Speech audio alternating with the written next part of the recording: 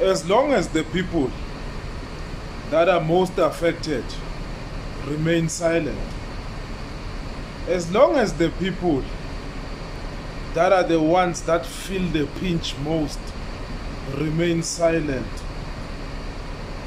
these GNU thieves will keep tightening the noose. Uma siqhubeka sithule, inhlupheko iya ngokuyikhuphuka. Bazoqhubeka besicindezele laba ngoba kusho ukuthi siyakumukela lokuhlupheka abasifunza kona. It is up to us.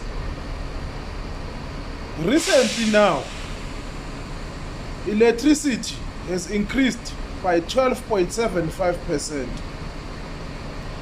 That means that 10 rand gets you 2.5 units of electricity. 10 rand gets you 2.5 units of electricity. So basically that means ukuthi electricity now is something that is afforded by the privileged. For you to afford electricity, you have to bypass ukuncinza and do wrong things. This is what it has come to now. The price of groceries is ever so high.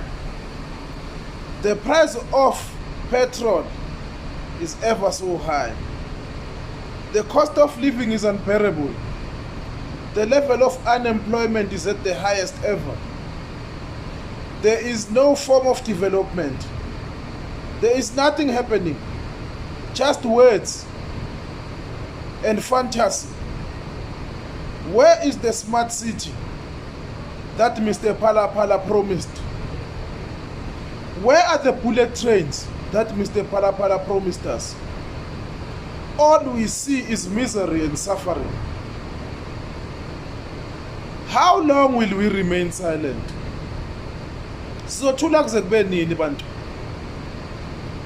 This country is going to the doldrums. With the current tense relationship between South Africa and the United States, that also poses other risks and problems that are still gonna face us. We are in trouble. Siyothula kuze Sukuma mntomnyama uzilwele. If we don't fight, we will suffer. Sukuma mntomnyama vuka taki.